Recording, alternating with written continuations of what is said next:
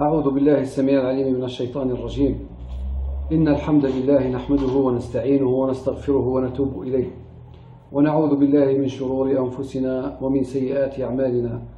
من يهده الله فهو المهتدي، ومن يضلل فلن تجد له وليا مرشدا. وأشهد أن لا إله إلا الله وحده لا شريك له، وأشهد أن محمدا عبده ورسوله. اللهم صل على محمد وعلى آل محمد كما صليت على إبراهيم وعلى آل إبراهيم إنك حميد مجيد. اللهم بارك على محمد وعلى آل محمد كما باركت على إبراهيم وعلى آل إبراهيم إنك حميد مجيد. السلام عليكم ورحمة الله. في درس اليوم إن شاء الله سنحاول جاهدين ما استطعنا أن نتدبر في اسم من أسماء الله الحسنى، هذا العلم العظيم، وهو اسم الجبار. اسمه سبحانه وتعالى الجبار. تجد أقوالا في من تدبر في هذا الاسم، قالوا هو لا يخرج من معنيين اثنين. أحدهما عن أن الله سبحانه وتعالى في اسمه الجبار هو قاسم وقاهر الجبابرة بقوته، والمعنى الثاني قالوا هو من جبر الرحمة بالضعفاء وبالمؤمنين، أي يصلح حالهم. قالوا ذلك لأن جبر الجبار على جبار، والجبر مثلا من الجبيرة هي إصلاح العظم إذا انكسر، قالوا هي من الإصلاح، إصلاح الشيء. لكن المتأمل في معنى هذا الاسم وكذلك في جبره وفي تصاريف هذه الكلمة يجد غير ذلك، أو يجد بعض زيادة في التدبر في معنى هذه الكلمة وفحوى معنى هذا الاسم كذلك. الجبر قلت يقولون هو على ضربين: جبر قوة وجبر رحمة وإصلاح. لكن يبقى معنى الجبر والجبار لمن كان له ذوق في الدلالة يعلم أن هناك كأنه لا يروي علمه تمام المعرفة بهذا الاسم. ذكر اسم الجبار مثلا في القرآن في سورة الحشر من قوله سبحانه وتعالى: هو الله الذي لا إله إلا هو الملك القدوس السلام المؤمن المهيمن العزيز الجبار المتكبر سبحان الله عما يشركون. هذا جاء ذكره في القرآن. نمر على بعض موارد هذا الاسم ومعنى فحوى فعل الجبر من السنة ومن القرآن، ثم نتأمل ونراجع زيادة بسط، وستنظر أخي إلى ما سنصل بحول الله. مثلا رسول الله صلى الله عليه وسلم كان كثيرا ما يردد ويقول دعاء في الوقفة بين السجدتين. كان بين السجدتين يقول: اللهم اغفر لي وارحمني واجبرني واهدني وارزقني، وهذا كثيرا ما نقوله.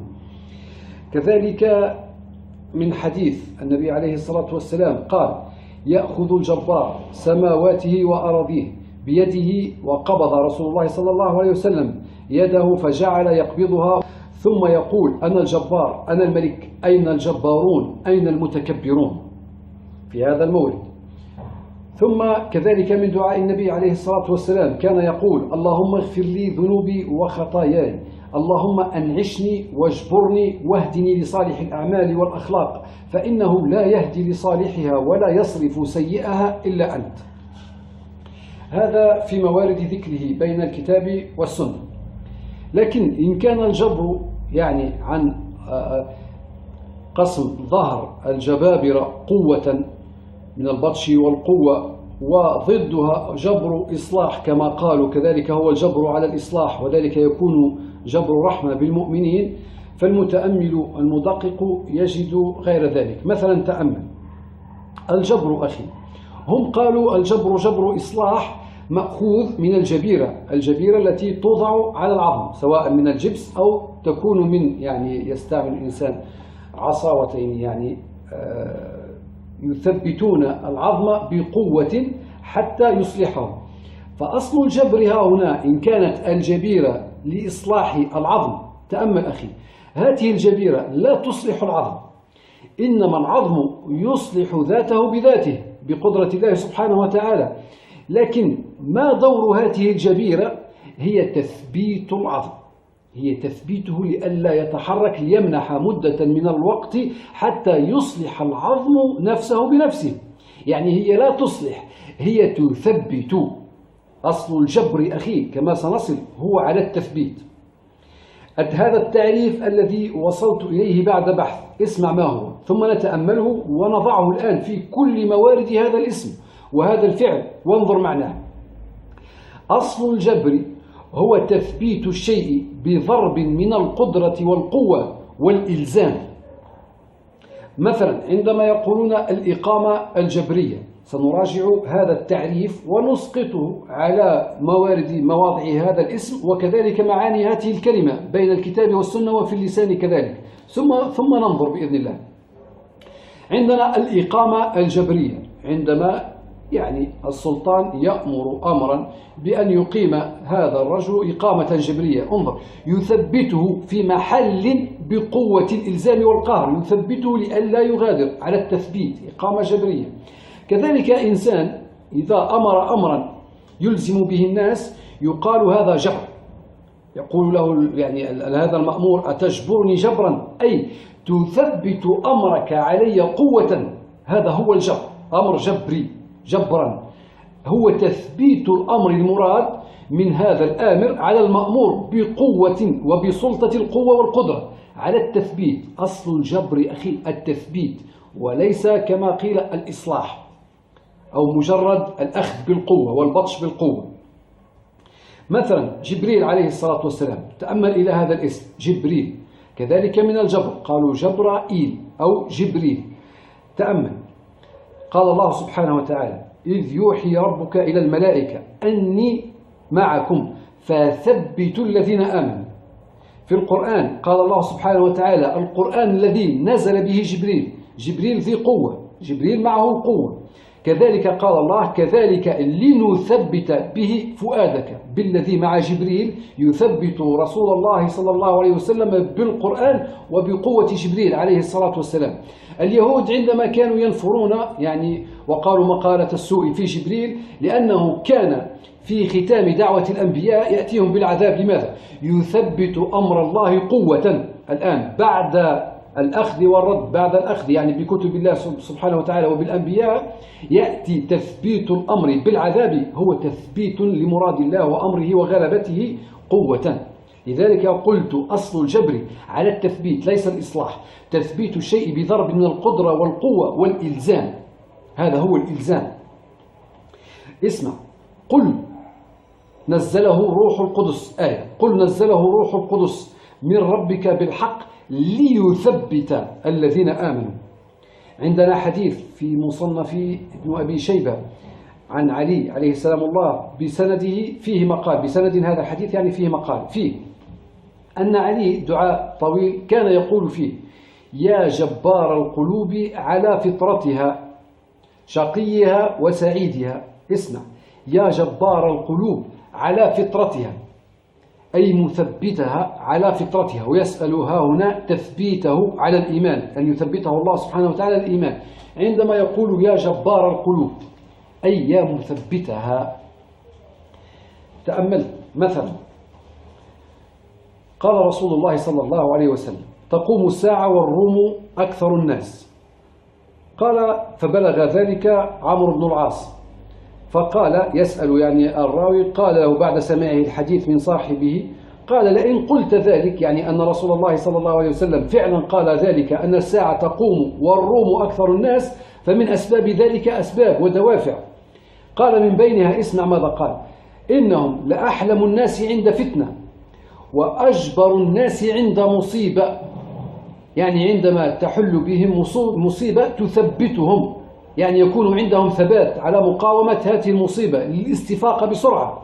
قال وأجبر الناس عند مصيبة وخير الناس لمساكنهم وضعفائهم. رأيت أين استعمل الصحابة كلمة الجبر. الآن تأمل في واحد، عندنا مثلا في القرآن في سورة المائدة عندما قال موسى عليه الصلاة والسلام قال يا قوم ادخلوا الأرض المقدسة التي كتب الله لكم ولا ترتدوا على أدباركم فتنقلبوا خاسرين. قالوا يا موسى إن فيها قوما جبارين وإنا لن ندخلها حتى يخرجوا منها فإن يخرجوا منها فإنا داخلون. تأمل ها هنا عندما قالوا إن فيها قوما جبارين، من منع أن لا يدخلوا الأرض المقدسة؟ قالوا لأن فيها قوما جبارين. ما معنى قوما جبارين ها هنا؟ اسمع، يعني هؤلاء القوم لهم من بسطة القوة والبطش بحيث أنهم ثابتون في أرضهم، أي لا نقوى على إخراجهم وزحزحتهم. إن فيها قوما جبارين، انظر الثبات بالقوة، عندهم من القوة والمكنة بحيث لا نقوى على إخراجهم حتى ندخل هذه الأرض. لذلك قالوا إن فيها قوما جبارين. ماذا قالوا بعد؟ وإن لن ندخلها حتى يخرجوا منها، أي ليس لنا القوة على إخراجهم حتى يخرجوا من قبل أنفسهم، فنطيع أمرك بدخول الأرض المقدسة. أما أن نخرجهم من تلقاء أنفسنا وقوتنا لا، فإنهم قوما جبارين أي ثابتين بقوتهم. هذا يعني في أحد مواردها في القرآن. مثلا في موضع آخر قال الله سبحانه وتعالى عن قوم عاد قال وإذا بطشتم جبارين. لماذا بالذات قوم عاد قال عنهم بطشتم جبارين؟ قوم عاد اسمع ماذا قالوا في القرآن: فأما عاد فاستكبروا في الأرض بغير الحق وقالوا من أشد منا قوة. انظر، الجبر فيه قوة، نعم، حتى العظم هذه الجبيرة التي توضع للمكسور والكسير حتى يعني يبرأ ويشفى، ما دورها؟ قلت تثبيت الرجل الساق أو الموضع المكسور لئلا يتحرك، هي مجرد للتثبيت لا تشفي، ليس فيها من ذاتها شفاء، لكن العظم يصلح نفسه بنفسه على التثبيت، لكن يلزم منها قوة، لذلك تكون هذه العصا صلبة وفيها من القوة. قالوا من أشد منا قوة.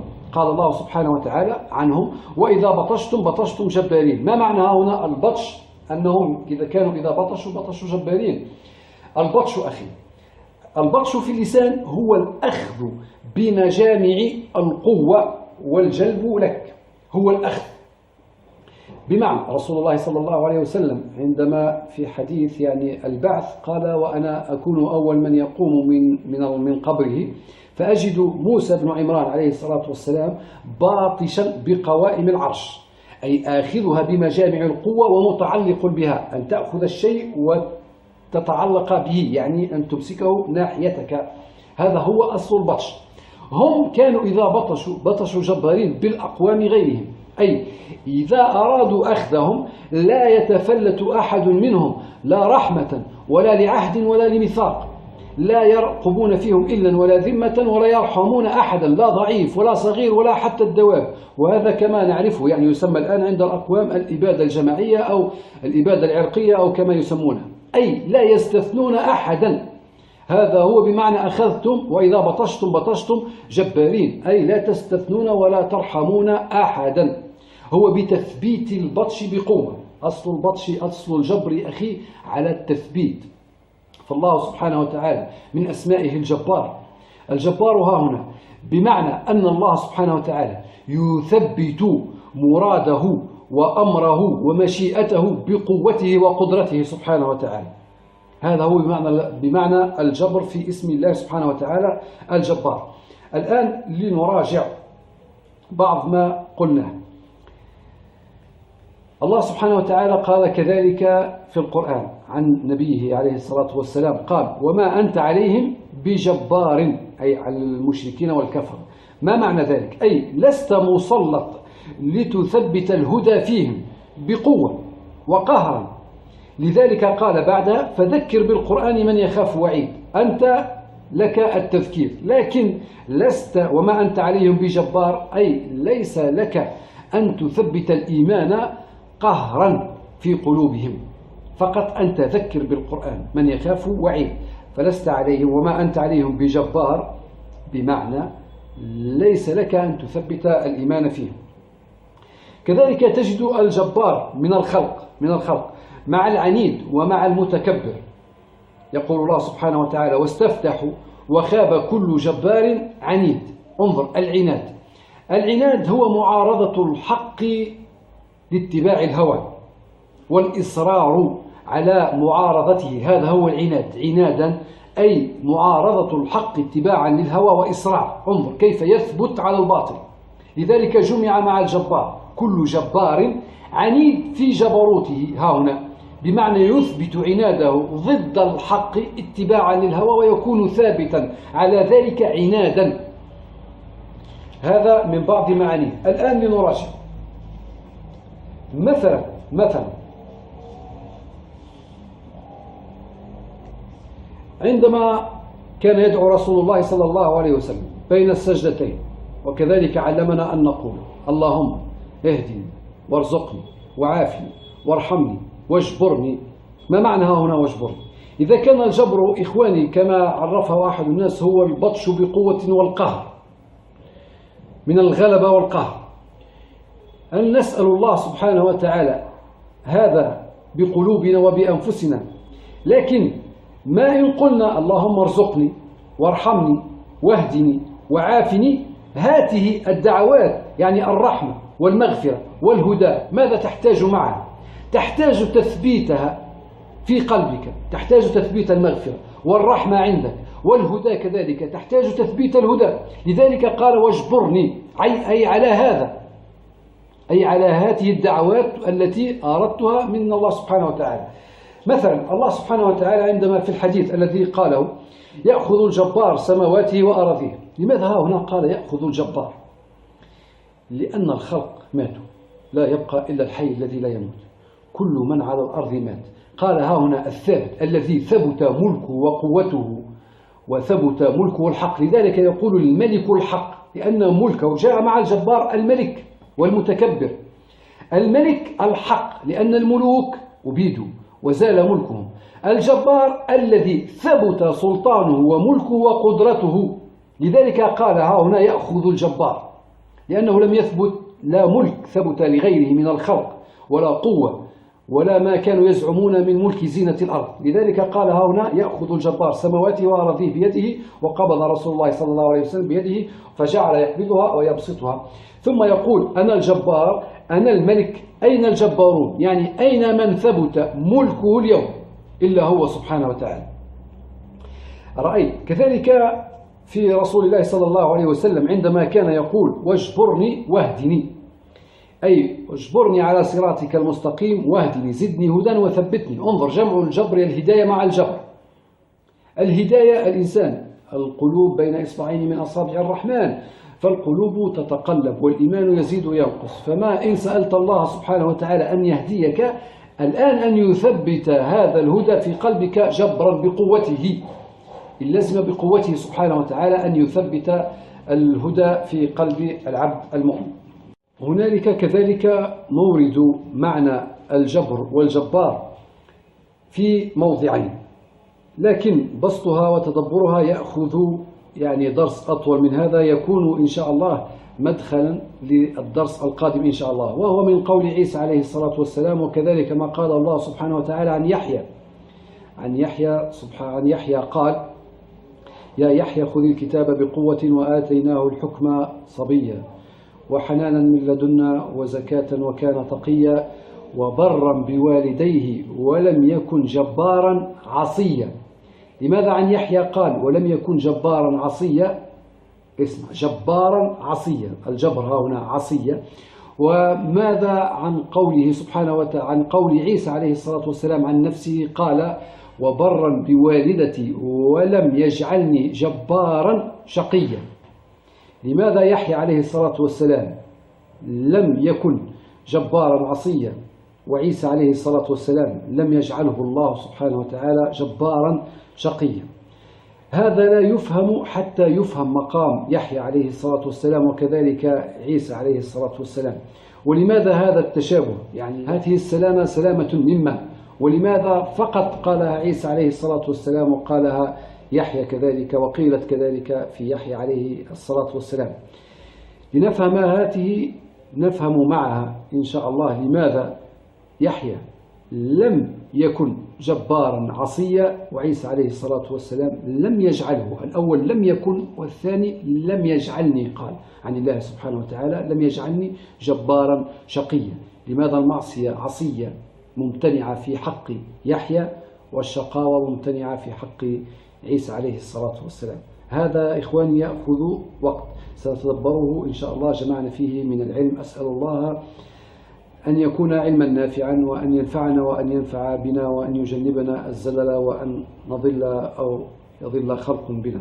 في إعداده وجبره. فأصل الجبر واسم الله الجبار هو على تثبيت مراده وأمره بقوته سبحانه وتعالى، فالقلوب تتقلب والعباد في ضعف والقلوب تزيغ مع الفتن التي تعرض عليها، فيحتاج العبد فأن يقول العبد اللهم أجبر قلبي مثلا، أي ليس أبطش به قوة، أي بمعنى هنا ثبتني على الهدى وعلى الإيمان وعلى الطاعة. هذا في معنى كلمة الجبار واسم الله سبحانه وتعالى الجبار. فأسأله سبحانه وتعالى أن يجبر قلوبنا وأن يجبر إسلامنا في قلوبنا وأن يجبر الإيمان كذلك في قلوبنا وأن يثبتنا على الهدى وأن لا يفتننا إذا أراد بقوم فتنة وأن يجنبنا الفتن ما ظهر منها وما بطن. سبحانك اللهم وبحمدك، أشهد أن لا إله إلا أنت، استغفرك وأتوب إليك. السلام عليكم ورحمة الله.